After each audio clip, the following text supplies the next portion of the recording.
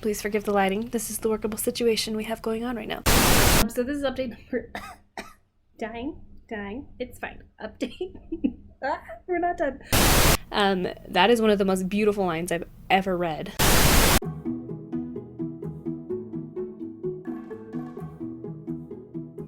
Hello, welcome back to my channel. My name is Ashley. We're here because I'm reading A Christmas Carol by Charles Dickens, and I'm creating a reading vlog based off of that. This is a fairly short novella, and I read this once before. I was 18? It's been a while. I was a teenager, and I really loved it, and I'm here to read it again. I'm here to enjoy it. I'm here to enjoy all the Christmassy vibes. Plans while reading A Christmas Carol by Charles Dickens. I am going to read by light of Christmas tree. I am also going to drink hot chocolate or tea or apple cider, whatever strikes my fancy at that moment. I'm going to annotate A Christmas Carol because that sounds interesting and fun to me. It'll be the first Charles Dickens novel that I annotate because I haven't much loved anything else that I've read by Charles Dickens recently. Anyway, okay, so that's it.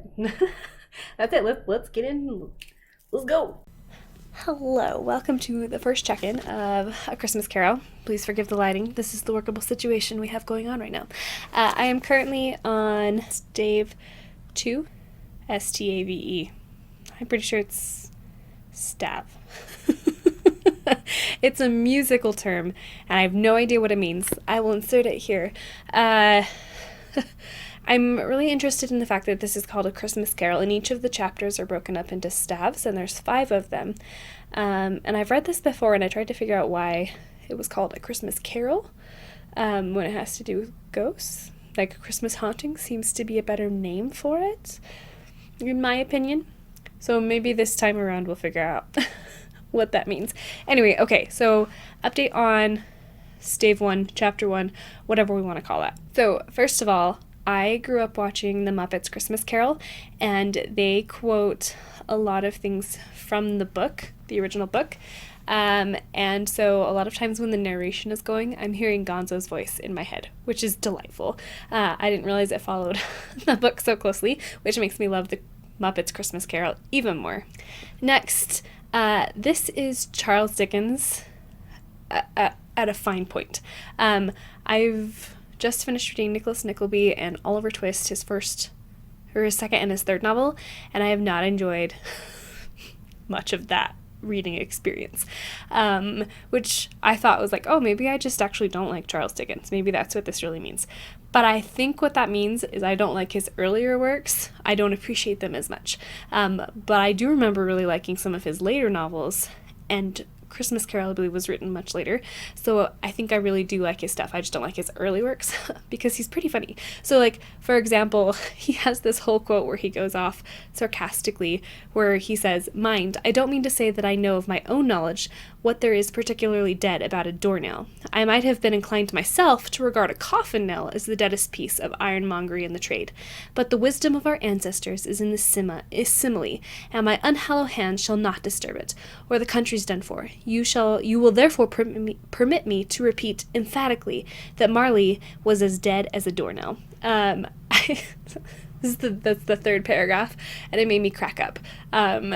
The sarcastic wit is lovely. I absolutely love it. And then we have some really beautiful imagery. So I think at one point he has I don't even know if I marked it. He describes a clock as being haunted, and it was really pretty. I really loved the description of it. I haven't loved much of the description of London that I've seen thus far in Charles Dickens, but I have appreciated everything I've been given in Christmas Carol, and maybe that's just because I'm familiar with A Christmas Carol. So like every extra detail I get is like, oh, how interesting. Then another quote from the nephew for Scrooge, where he's talking about how It's the one time in the long calendar year when men and women seem by one consent to open their shut-up hearts freely and to think of people below them as if they were really fellow passengers to the grave and not another race of creatures bound on other journeys. That is one of the most beautiful lines I've ever read. I've never thought of the fact that all these people that I'm passing, like at a train station or somewhere else, are all fellow passengers on the way to the grave. Like, I had to read that line several times because I thought that was such an interesting way of viewing humanity. And some of the like original illustration work is super interesting because I think this is the original work that it was published with in the newspapers, and it's interesting to look at. It's not how I imagined the story at all. So far, I would give this a 5 out of 5 stars for stave number 1. And I'm really enjoying this. I'm really enjoying Charles Dickens. It makes me quite happy to sit down and read this. Oh, yes. So I just recently finished reading Nickleby, and the uncle in that story, he's kind of like a Scrooge prototype, and then we also have Nicholas, who is the nephew. And in this novel, I see echoes of that. So, because in this novel, we have Scrooge, and his nephew comes in to say, hey, you should come join us for Christmas dinner, and he's just brushing him off. And so I see traces of Nicholas Nickleby and Ralph Nickleby kind of in that, and it's really interesting to see the dynamic between those two after having read Nicholas Nickleby. I'm also wondering if I'm enjoying, because I didn't feel like it was really hard at all to pick up A Christmas Carol, and so I'm wondering if that's because this is a very approachable novel and it's just very well known in our society, or if that's because I just finished reading Nicholas Nickleby, and so Charles Dickens is very fresh in my mind. I haven't read anything between now and then, and so it's very easy to pick that style up because his narrative and his voice is still fresh in my mind. I'm not sure, because I don't feel like Charles Dickens is approachable, but it's not easy to pick up and read. I also do love me a redemption arc for a character. And I don't know, I guess part of me is blown away by the fact that Charles Dickens came up with a brand new original story. Well, actually, you know what? I don't know how original this book is. I'm sure that there is an idea of a ghost visiting somebody and saying, hey, you're gonna be really miserable in the next world if you don't correct things.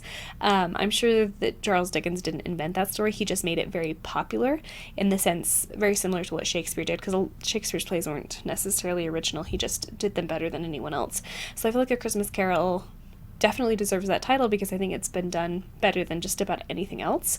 But also that may only be because it's the only thing I'm familiar with. But I don't feel like it has to only be read at Christmas time. There's definitely a Christmas theme underneath it. But I would read this at any other time. But I'm definitely enjoying the fact that it's Christmas time and I'm reading A Christmas Carol. It's very pleasing to my soul. Anyway, that's all I have for this update. I will talk to you all either... I think I'm just going to check in every stave. So 4 more updates to go. Hi! Welcome back. Update number 2. You haven't been anywhere. Welcome back to me. Ta-da. So this is update number... Dying. It's fine. Update. We're not done. Update number 2 for A Christmas Carol. So I finished stave 2. And this one I didn't enjoy quite as much as I enjoyed the first stave.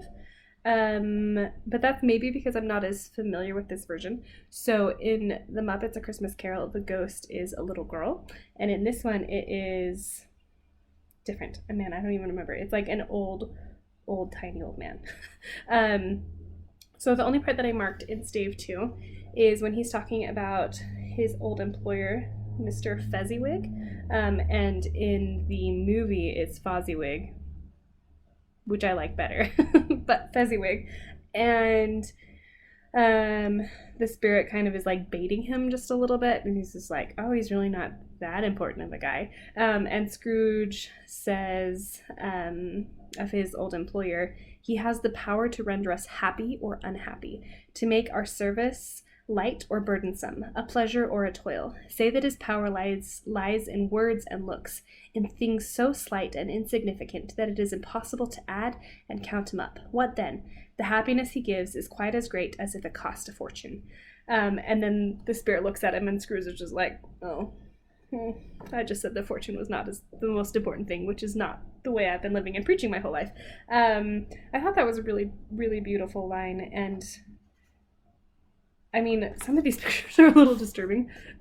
So this is how he gets rid of the spirit. The spirit doesn't just leave. He, like, physically is trying to, like, stuff the spirit down because he brings up his old girlfriend.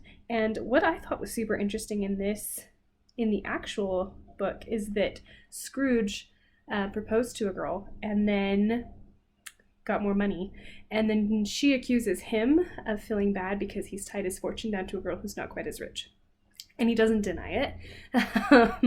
And so she breaks up with him to give him, because she's like, I love the old you and I feel bad and I don't want to be dropped in a marriage where you don't actually love me. And then they move forward to a different Christmas, and his ex-fiance's dad comes into the room and is like, guess who I saw today? And she's like, oh, I bet you saw Scrooge. And he's just like, nope, can't take it. And he tries to suffocate the spirit, and then he's back into his house again.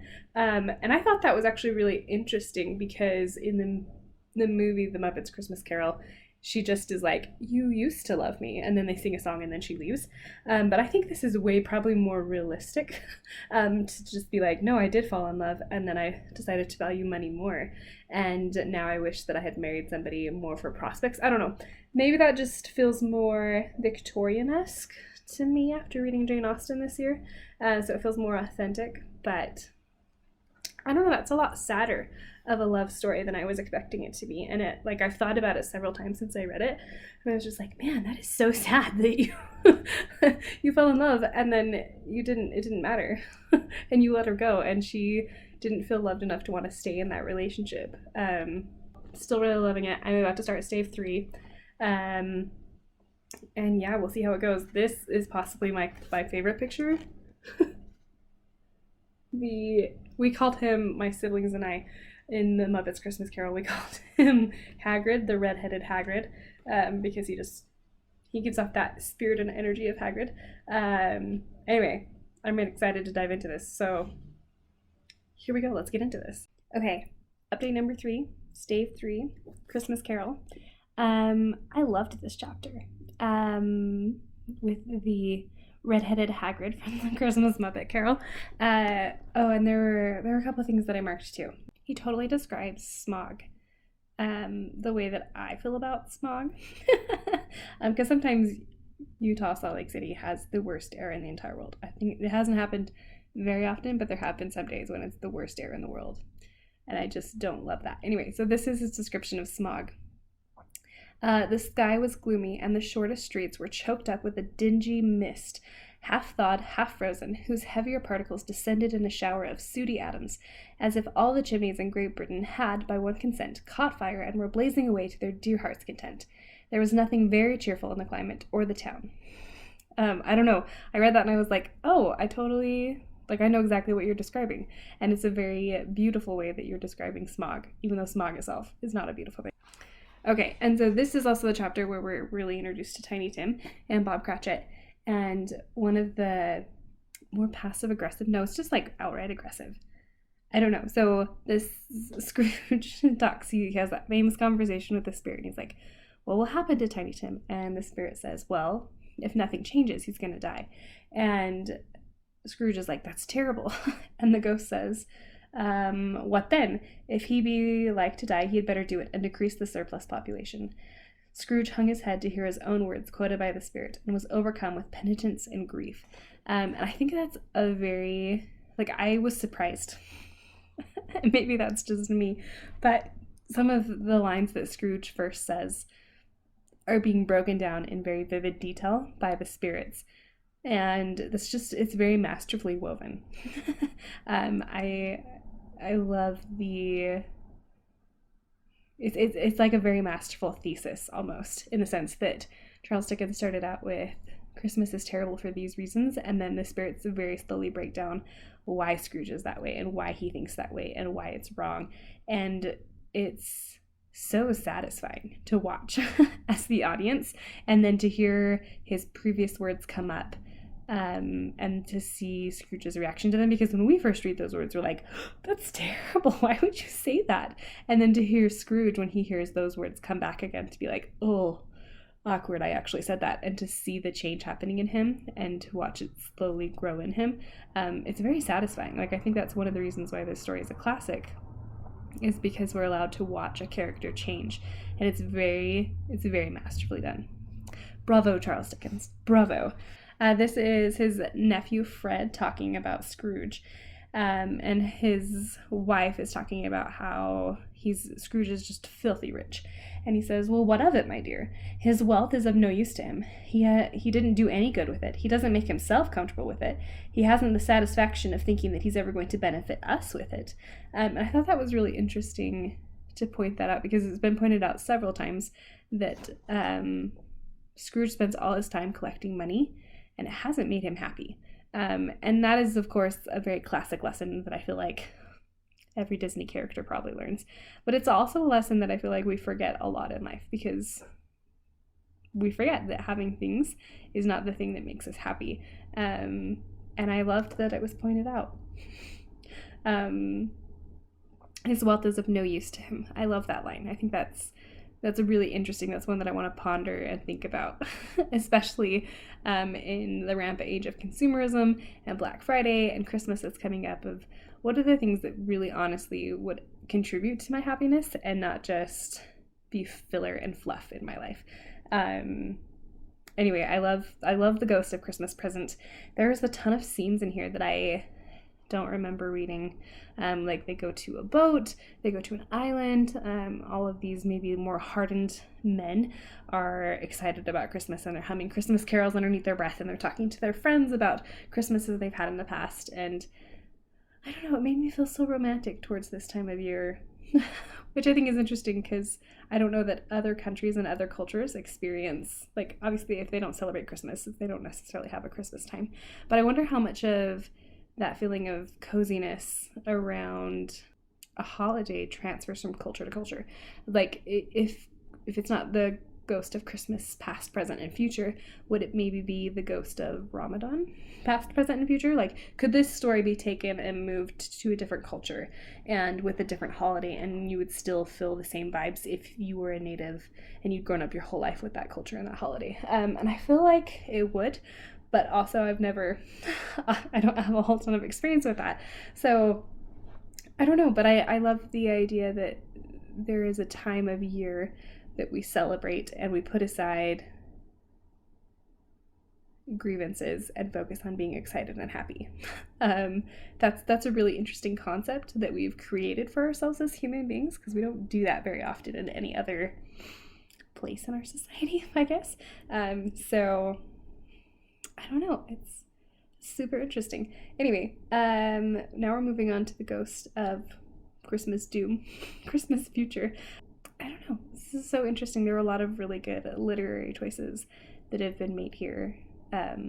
This is a classic, and I fully am enjoying the fact that it's a classic, and I respect that it's a classic, at least, and it may not be a classic for you if this is not your holiday culture.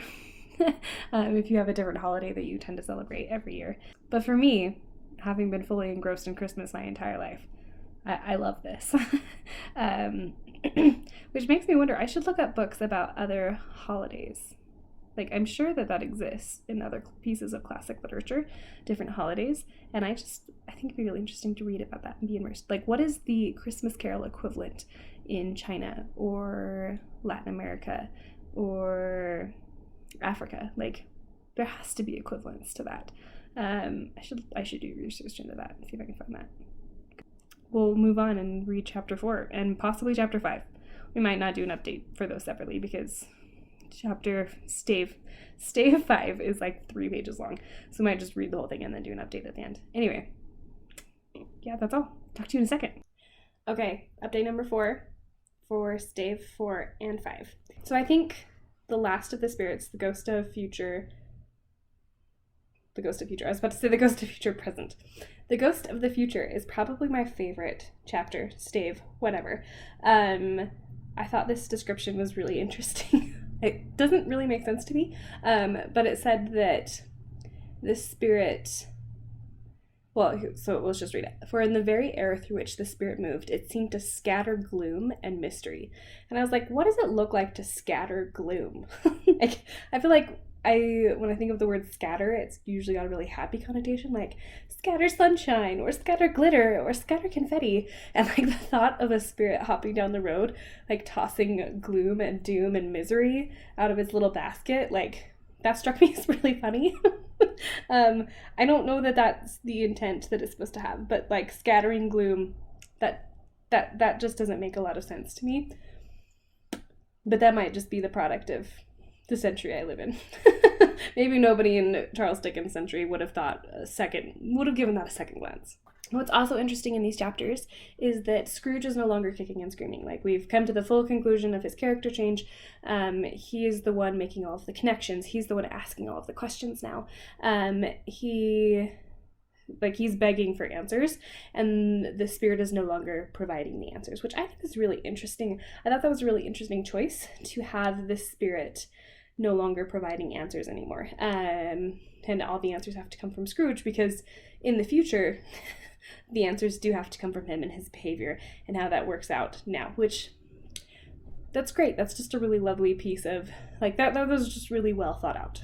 So then we get these really, they're not lovely, but we get these really haunting scenes of the way people view Scrooge after death, which I think is interesting because it's not like he's blind walking through the streets, right? Like, he knows what people think of him. Like, I don't know, most people have a general sense of how people think about you when you walk into the room, right? If everybody sneers at you and like moves out of your way desperately to avoid you, you probably get an idea that, like, well, maybe he just thinks that he's powerful. Like, I don't know, I was kind of surprised at how much of a turnaround he had when he realized that he himself in the future had died alone. Well, what do you think is gonna happen from where you're at right now? Like, like you live alone, you don't have any friends, you don't talk to anyone, you try to avoid your family as much as possible. Like, where do you think your life projection is going? Like, which maybe that's just part of why he's in so much trouble, is because he can't wrap his head around that. So that realization and that wake up scene is really interesting. And then I also thought it was interesting that in this novel, and I maybe had never pieced this together, probably because I'd always watched The Muppet Christmas Carol, but Scrooge dies essentially from loneliness. Like, because Tiny Tim dies, and we know that he's not in a great physical health when we see him in the Christmas present. And so I'm assuming that Tiny Tim dies very soon after this, and that Scrooge is dying about the same time. So, like, within the next year, maybe 2 years, Scrooge is also dying. And we don't really learn afterward in the next chapter how long Scrooge lives. But I'm assuming it's longer because he's changing things up. Like, we know that loneliness is as deadly as smoking cigarettes. Like, being alone is one of the worst things you can do for your health. And so on some extent, loneliness kills Scrooge faster than, well, I guess we can't say that because we don't know how long Scrooge lives after this. But I'm assuming it's longer. I assume that's the message that Charles Dickens is giving, which I think is just really interesting. Like, is that Charles Dickens paying attention to social cues and looking at people who don't have as much company and saying, wow, these people don't live as long as people who maybe are not as rich but are rich in friends? Or is that wishful thinking on his part? Like, I wonder how did he come to that conclusion? I just thought that was interesting. I know a lot of people say that message is kind of stuffed down your throat in A Christmas Carol, but I think it maybe needs to be stuffed down our throat. I think that's maybe one of the reasons why this novel is powerful, is because we need reminders that loneliness is a killer. Like, it's terrible to be alone. Humans are pack animals, and we need people. So I don't think that's a bad thing. So stave number 5. I really loved this line. So this is right after he's come back to the future, and he realizes that he's not dead. He says, really, for a man who had been out of practice for so many years, it was a splendid laugh, a most illustrious laugh, the father of a long line of long, brilliant laughs. I thought that was such a wonderful way to describe somebody who hasn't laughed for a while and now they're laughing, instead of just saying, and he hadn't laughed in 30 years, and now he laughed a long, glorious laugh. Like, that was beautiful description work. Good job, Charles Dickens. I approve. You don't need my approval, you don't care, but I approve anyway. I also loved this line. So this is talking about Scrooge. He's walking through the streets buying Christmas presents. He's so excited. He went to the church and walked about the streets and watched the people hurrying to and fro and patted the children on the head and questioned beggars and looked down in the kitchens of houses and up in the windows and found that everything can yield him pleasure. I loved that line. I've definitely had moments in my life where I've had that too, where I've woken up and I've been like, oh my gosh, like the problems that I've been facing are now at a manageable level and everything gives me pleasure. Everything is beautiful. Everything is wonderful. It's like Christmas. I love that. And I love that Charles Dickens summed that up in a very quiet line. I don't know. I've experienced that myself. And so seeing that in Scrooge was nice. And then of course this last line, which I read again in Gonzo's voice. Scrooge was better than his word. He did it all and infinitely more. And to Tiny Tim, who did not die, he was a second father. He became as good a friend, as good a master, and as good a man as the old city ever knew. It's so heartwarming. 5 out of 5 stars.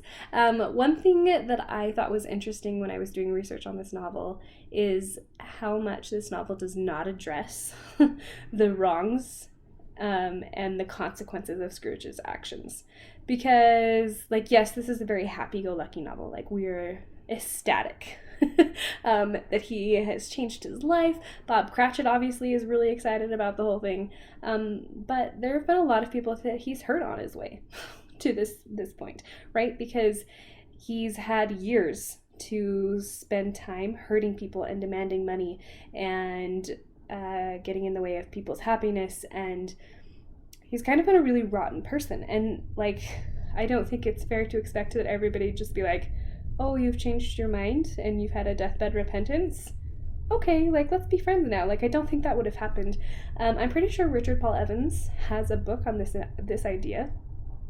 I will insert it here because I'm positive that it is there and I can't remember what it's called. I know I've read it and I thought it was super interesting when I read it, but I don't really remember much about it.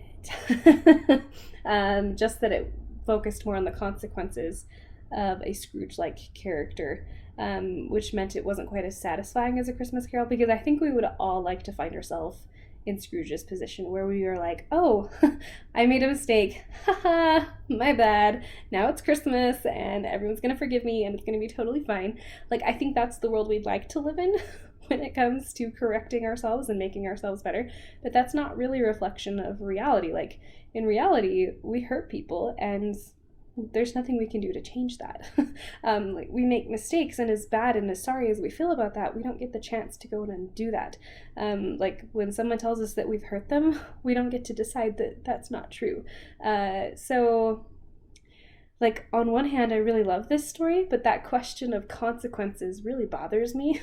And it kind of leaves it tastes really good, and then there's just a little bit of an aftertaste after reading this novel where I'm just like, but did it really end all that happily? Did it really? Because obviously we see Christmas Day and the day after for Scrooge, but what happens to him after Christmas has gone away? What happens to him in the middle of June next year when there's no ghosts on his doorstep, it's not Christmas anymore, people kind of have accepted he's got a change of heart, but a lot of people still think he's terrible. What happens to him and his character growth then? I think that would be a really interesting novel to pursue. I'm sure people have done spin-offs of this novel. Also, I still have no idea why this is called A Christmas Carol. The best explanation I could find online is that it was called A Christmas Carol kind of as a joke, irony.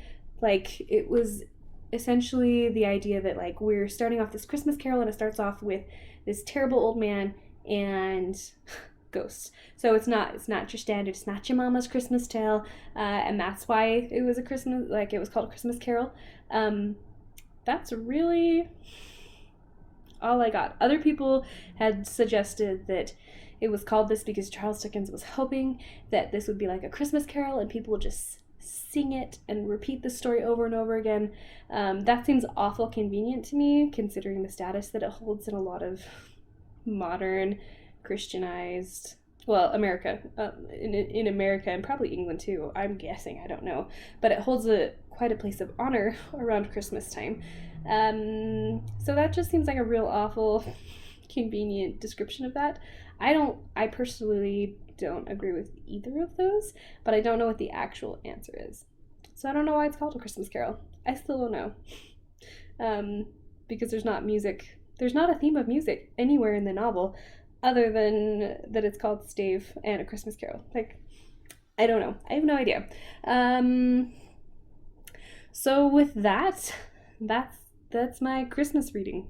I read a Christmas novel at Christmas. This was very satisfying. I will be honest about that. I immensely enjoyed myself reading this, and I'm sorry that it's such a short novel and that it's over. That's all I have. I will talk with you all in the comments down below and in another video. Bye!